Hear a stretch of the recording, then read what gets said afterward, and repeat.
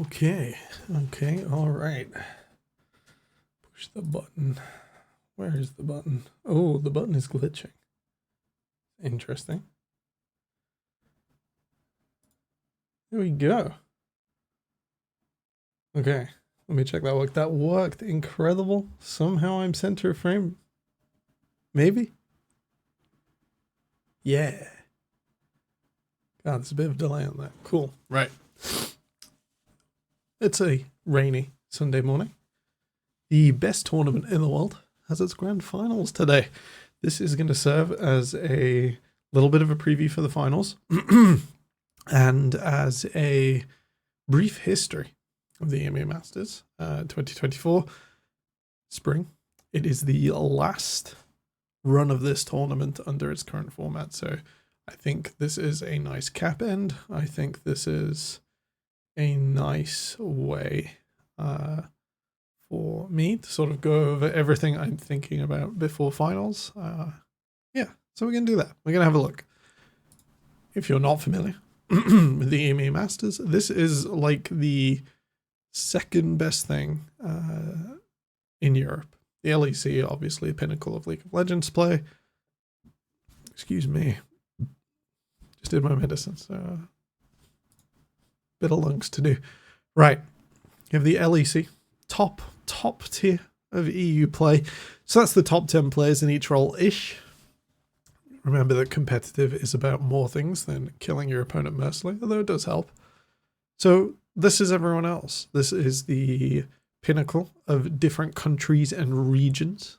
And it represents a coming together of the ERLs, which are all separate. If you want a run over of the ERLs, maybe I'll do one in the future, but Veteran's been making content on that for a long time and already has a back catalogue at this stage. ERLs, you know, Europe, Middle East, and Asia. Right, there we go. We're good to go. Europe, Middle East, and Asia's finest. And top seeds from each region represent their fans. And, you know, some pride at this event. It's important. I think the American tier 2 ecosystem is kind of missing that. It's like everyone's like, yeah, go Maryville. I'm sure some people are excited about Maryville if they're in it or attend school there. But it's not quite the same as Vive la France, if you know what I'm saying. So, top seeds from each region go straight through. At the front, you have the play-in stage. This is the last few teams sort of sneaking through. There is a bit too much to cram into one tournament. An upcoming format change, which no doubt I'll discuss later, changes all of this. This is classic play-ins. This is League of Legends fast as you like. Over 2 days, teams that play the 6 regular games. So it's stacked schedule to get 4 groups through in that time. Used to be all sort of separated as well, so there was no overlap. Bit faster this time. And then a 3rd day to qualify through to the knockout, which is this. Explaining the format is a bit of a pain. There are 2 groups and 2 knockouts. There is sort of the main event and then the qualifiers. Think of play-ins as last chance qualifier because you can't fit everyone in. So you've even got so you have both Arabian League teams here, so GK and Nigma, and you've also got like TCL3 and Boostgate, very good team. You've got Gentlemates, the 3rd team from the LFL. So play-ins sort of has some of the best still quality leagues, but their lower seeds are here. In the future, we're going to see, I think, more first places in any region go straight through to the EMEA Masters, which is quite exciting. It should bring the value of those leagues up. When you as a player in Europe choose a place to play, somewhere that goes straight into EMEA Masters is kind of essential. So inflates salaries, inflates interest in the league. So everyone having that is going to be good. Everyone's like, but so-and-so C from here is just going to get clapped. But a team may now migrate there if they have the residency to get a further securing on that spot. Anyway, we're doing a quick history of this tournament, not the entire thing. So, some highlights from this year. I think if we keep our eyes on the Arabian League teams, so that's Enigma Galaxy, that's GK, Who else from here? It's really sad to see Anno go out in groups. And we're going to move forwards. I was also quite excited for Genk. I think this team did not reach its peak and kind of struggled here. This format is incredibly brutal. Qualifiers, NGX go through. Very sad to not see Matchco go further. Entropic took Gentlemates quite deep in this series. This was a good one to watch. And we're on to the main event. This is bigger seeds, playing against people coming through from qualifiers, much like the sort of World Cup setup. If you're familiar with football, most people in Europe are. Okay. So some of the highlights, some of the biases and history. Again, if you're not familiar with the scene, in general, LFL is seen as the pinnacle of EU League. I think the French League over, what would it be, the last 6 years, 2018-ish, sort of pushed itself to the forefront. Big salaries, big players, big broadcast. Even if you don't understand French, the LFL broadcast is beautiful, beautiful to watch. So, generally, LFL best, LVP excellent. Spain's very, very good. Prime League, a few years ago, seen as the pinnacle, and the LFL sort of stole that crown. And it's sort of been Prime League fading into irrelevance over the last few years from big, big heights. Irrelevance may be a big, nastier word, you know, from previous grace. They're scaling down. And then in general, minor leagues tend to struggle a bit more.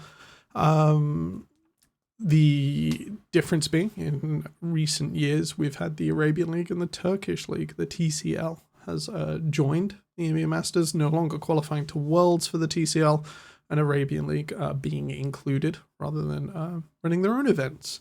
That will come up in a minute. So, generally, as a cohort, and I think as a scene, we had pretty low faith in the TCL second seed. Now, if you notice where my mouse is highlighted across the whole screen, you'll see why I'm talking about this right now. Besiktas got through on a pretty mean tiebreaker. You'll notice 3-way 4-2 here. So Besiktas was selected to go through because their wins were fastest, which is a bit weird. Their wins weren't as convincing, you could argue, as Lost Heretics and GK. So Lost Heretics and GK play for the last spot. Lost Heretics, incredible roster. If you've watched a bit of the LE scene the past few years, you'll probably notice you know 4 or 5 of these names. They are all LEC caliber talent. Some can argue they don't like Xerxes because of the way he plays the game. However, creative jungling, normally pretty good in the current era. We'll talk more about creative jungling and upsetting the apple cart in a minute. And that sort of thing. So, faith was pretty low in Besiktas. I think most people expected Group A to not be a group of death or a difficult one, but for GK and Heretics to make this through. Some people will have taken Z10 over GK because they did not watch Plains. They didn't see this happen, in which GK took down Gentlemates in the first game I cast. I did the broadcast for this with the EVE Universe, a very good group of people. So the broadcast for this is generally unofficial and harder to find. I really wish people would tweet out about like a long list from accounts, or just stick it on all esports, get it over with. The broadcast is very professional, very good to watch, even when I'm not on it. A little bit biased. So, some people won't have seen GK coming. Previous showings from the Arabian League have gone deep, but that's like versions of like teams with like Viking on and like a big outside EU talent. GK, as you can see, is all local talent plus Koreans. Giyu and El Ramir. El Ramir from the TCL, Decap, and Giyu are actually native to the Middle Eastern region. I think that's is that Egypt and Lebanon? Decap and Giyu. Haven't looked at those flags in a long time. Please don't fly. So, we may notice also TCL stuff. Not a huge amount of faith in the second seed. This was bolstered by this. If you've watched Worlds of long ago, you'll recognize Para Supermassive. You'll even recognize Armut from LEC and LCS now. Blue, previously SK Blue. Jack Troll had a long run in the LEC, and I believe the EU LCS before it, without looking, that is. These are great players. This team did not work out. The meta does not favor teamfight top lane Gnar spam, and Armor either hasn't progressed from it or that's the role he was fulfilling for this team in the TCL. Very hard to pivot a team at 2 weeks' notice. Nigma Galaxy were coming in with momentum from Plains as well, and you can see there they 2-0'd Supermassive and tied Guasons and BDSA. So Supermassive did have the decider on who got out of this group, just not for themselves. And then we look at the bot lane. The bottom group, gosh, Group D. So now, all right, if you're from Spandau or Germany, I apologize in advance. Oh, hello, the UK. Yeah. How you doing? I have got Twitch chat on there. It's just in an awkward place. There you are. I need that emote for myself, actually. That's 10 out of 10. I'm trashed Spandau. No, it's not trash. It's like, it's a noise I haven't made before. I will practice it. I did go and watch the Prime League casters say that properly. But Spandau, let's say that, did very well. This is a team that was relatively easy to assess from Prime League playoffs. They have a very particular way of playing the game. If we hover over, we'll notice Zanzar, we'll notice Power of Evil. Even Funky has been doing things around EMEA for a long time. You notice even that Power of Evil, technically an import. Residency of North America currently after his run in the LCS. Criminally underutilized player. I feel like if they had had a better structure around him to a degree, would be king of the LCS the way Bjergsen was for many years. But not serviced in that way. Zanzar, probably the sort of structure you want around Power of Evil. I think it's fair to say he's pretty creative and unique in the way he attacks the map and like massively overextends and overplays positions and just doesn't get punished. He sort of calibrates this in game one and often goes a bit too far. So I believe that is how Orbit and Anonimo took a game from them. And then how they have not cleanly won a series since. Always 3-1. The fans in Twitch chat call them a content team because you gotta push one out. You gotta just give them one to give them hope. Power of Evil, very good at playing through first 20 minutes, hoovering up every CS on the map and then turning around and battering his opponents with it. Orbit and Anonimo, I was not expecting to get out of this group. Fun team. Individual, and as you can see, as Power Supermassive sort of played Decider earlier on. Bit of a shame. The NLC's Shining Hope in Lion's Creed. That is an incredible roster on paper. Banderas, Johan, Temp, Ginger, and Kasing. Kasing, previous Worlds competition on Lemon Dogs, was it on? Don't know. Kasing's been around since the dawn of time.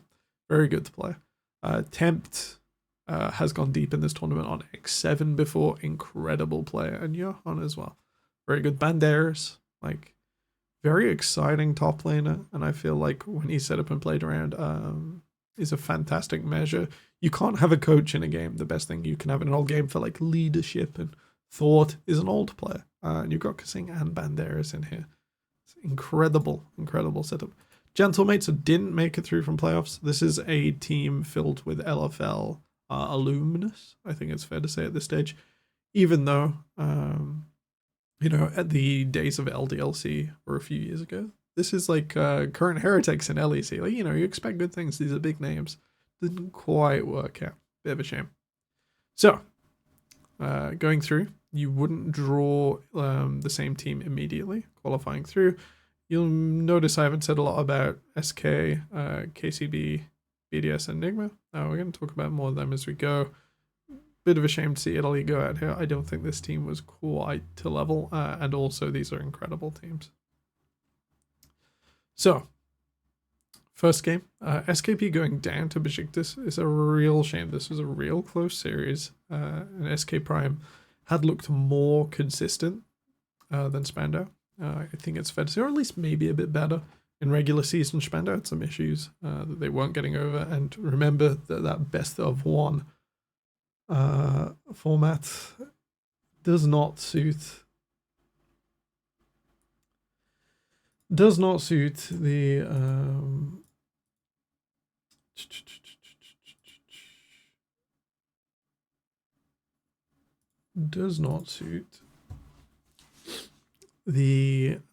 Zanzar, put it all out there play style. So best of one, not for them. However, was expecting big things out of SK Prime, and we can see Besiktas. This is the road through. Anonimo are not of the caliber of BDSA. If we go back over BDSA, Genax, Gumond, Rika, Kedue, and Paris. Rika, you may have seen on Mad Lions in the LEC. Very, very good player. Was kind of pigeonholed into his niche. I think Mad Lions like archetyped himself too hard with him on. He's still incredible at this level. You know, it is a lot when I see people like bashing on, these players are no good. If all you watch is the top 10 players in a region, and you're surprised when number 12 or 13 in their role doesn't look quite as good, like, is that a them problem or a you problem? Genax, also of LEC fame. Paris had a great series. Kedue popped off so many times, just wasn't quite able to get it through against Besiktas. BDSA had one of the cleanest Lucian Nami games in this series. I think it is a good one to teach how Lucian Nami is meant to be played. It is not a bad strategy. It is just one that is not often executed well. Besiktas, however, some huge refused to lose energy here, and that fifth game really was like the best that League of Legends can offer, of just like, we will not lose, we will not be going down here, and the frustration that can present sometimes a better team, a team with momentum, into a reversal victory. That series was excellently cast and excellent play. Casting this entire tournament has been really good. Play-ins, I think we killed it. I think in the main stage, I was most impressed, I think, by Solari and Initialize. I think they did fantastic work, and I think all of the casting has been really good. Solari new to this stage, so like very, very good show. There's a lot of pressure on your first time at anything. Right, let's talk about the lower half. We're going to start here because something's not right. KC Blue, LFL first seed, incredible line down. Linsus already in the LEC, rumored. Vladdy also cast him many times in play-ins, a Greek god of the mid lane. Also, I believe if Twitter is to be a thing, probably in the LEC also. Bit more doubtful of this one, as I think he's being promoted internally, and the Carmine Core LEC roster is in a difficult position going into summer. Do you like burn all the jets and go try and go to Worlds? I don't even know if it's possible. I can't remember how the LEC does that these days after a pretty rough winter and spring. I think you'd need to win it, wouldn't you? The winner just go. I think the winner just goes. Vladdy's the sort of person who can maybe do that. Maybe best not to drop up and coming players into that environment and just suffer the year. Hard to know. This team is incredible. Even though they finished in the round of 8, they will be back again. Kalist is still the future of LEC 80 carries. Played out of his mind. But GK Esports, who I'd called having a ceiling of round of 4 and going to the round of 4 after watching them in play-ins, I was like, yeah, this will do. Bong, top laner, fantastic. You'll have seen him at Worlds and MSI last year as part of Rainbow 7 from the LLA. Elrimir, fantastic Turkish jungler, has been around the ERLs a long time. Gio and Decap we're going to talk about together. They represent a previous generation of Arabian League talent. They've been there since the Intel Arabian Cups. They are incredible players.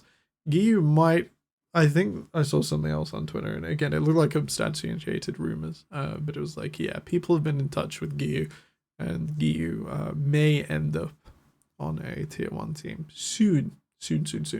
But also, like, if you're, you know, the hero of the Arabian League, you know, Lebanese Faker has been the spam in Twitch chat. Do you really want to move on? You want to stay there forever? Who knows? Who knows? And Decap as well. Decap was not minded, and his Blitzcrank was a huge overcome against KC Blue. Really pushed the limit. Leo as well, leaving him to last, but going up against Kalist. Leo's a very good player, and had some huge performances. Isophilios just looks so clean. So clean. Really good. Did not measure up against Eintracht. I'm saying it the very English right now. It's no good. If I do have to cast the team, I will practice a bit more. But it's Sunday early, and I'm struggling. I believe the biggest difference here was Spandau were just a bit faster on the pull. This was a rough series to watch. GK, even though they only picked up the one game, looked like they could have done this. This was close. It's important to remember. In single tournaments, which I want to see more of in League of Legends, they're a bit more exciting than leagues. You have to do it on the night. It's about your performance on the day, not necessarily a performance over many weeks. It produces different results, different setups, and GK could have done this. Like, you over a league, it's like, yeah, first place is probably better than second place, probably better than third place. Most of the time, that's how it works out. And first, you know, definitely better than sixth. That lines up nicely. Everyone plays everyone. GK could have been in finals if they had to play Besiktas again, if these two series were flipped, for instance. Not the case. Pretty difficult. Spandau are going to put on an exciting finals, though. I think this is probably just going to be another 3-1. Eintracht's away. And it starts in just over half an hour. So, I've left this a little late. Did want to put this up on YouTube yesterday, but it is what it is. If you're looking for some themes,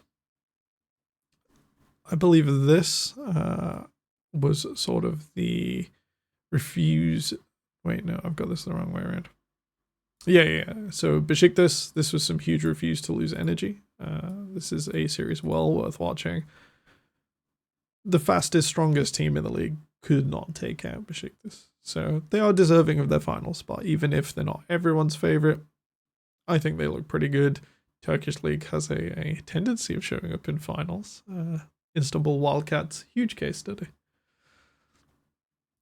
In the other side, this was really high quality gameplay. This was an incredible series to watch. And I think it's probably going to be 3-1. I tracked it over here. We've already spoken about Spandau overwhelm the map, greedy positioning, calibration after a set. And Besiktas just refuse to lose energy. They also often abandon the back and forwards with their opponents in draft just to get something they're going to be comfy on post 20 minutes. They'll lose lane on Aatrox in a lane swap. It'll go really rough, and then Aatrox will get a quadra kill because the rest of their team was set up to get to a reasonable position, have a front line that takes more than a second to die, and enable that sort of fantasy, that late game setup that top laners like Aatrox, Rumble really enjoy, really play through. Going to be an exciting best of 5. I didn't maybe talk about the Arabian League or Calming Core's run as much as they deserve. France's finest versus the Arabian League generation. This set was one for the ages down here. And that's because I'm going to talk about it. Maybe in a future video. Like to try and do that. Like to try and make some more things. You should be watching EMEA Masters, even if you've missed it this time around in spring 2024. This is, in my mind, outside of like the Asian Cup. Oh gosh, the Asian Games. There we go.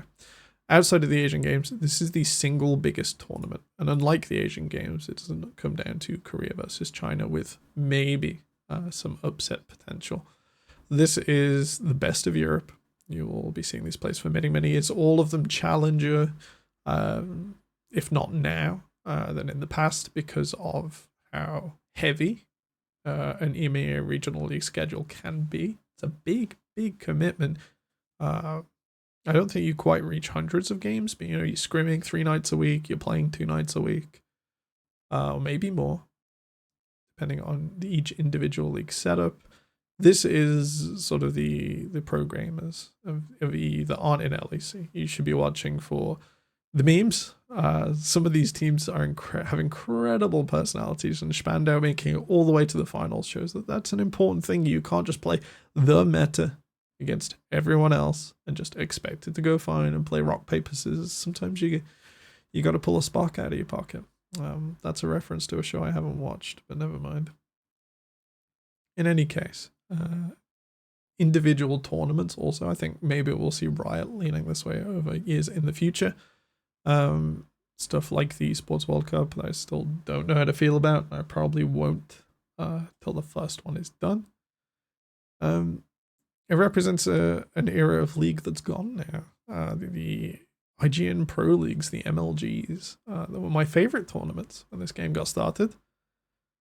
It's good enough to be the best team, but you also have to do it on the day. It's a lot of pressure. There is not the ease of like, oh, we've got the rest of the season to win that back out. It is to push players to the furthest limits of their ability on a fixed schedule, a short schedule as well. I think that's more important. It's how traditional sports tend to do things. You've got to come back to football, because most people in Europe are most familiar with the sport. You've got your Premier Leagues, and they're pretty exciting. It's great when, towards the end, someone figures out that it's mathematically impossible for them not to come first. It's like, wait, we've done it, and everyone's like, oh, we top 4, that's really cool. It's not as exciting as something like an FA Cup final, where potentially some massive underdog has run all the way through against expectations, and they're really deep, and it wasn't expected, and it subverts expectations because the players on the day did their best and overcame that adversity. It makes it so much more entertaining, and it's something we don't have in League of Legends. In other major esports, I've used the words major. I think in CS they are called majors, aren't they? It's been 5 years since I've watched one. Please forgive. You have majors, you have weekends, you have World Cups. Those are really important. I think tales through a tournament, in my mind, are slightly more exciting than stretching out players over tens of games. Is it really that interesting to watch first versus 10th place anymore? I think the LCS even got away from more teams because the competition is not wide enough, really. And if you want it to become more wide, giving people a shot at your best more frequently and having more at stake is more exciting. With that in mind, I will see you in Twitch chat and the EMEA Masters shortly. And I hope you have a pleasant day. Well, it probably won't be this Sunday. I'm uploading this super late. But enjoy your tournaments where you can. They're an exciting prospect. I want more of them in League of Legends. It's the world's energy. It's the MSI energy. But does it always need to be international? And does it always need to be every 6 months? It's a good question. I think maybe the 3-split model in the World Cup and some other things, exciting things for the future.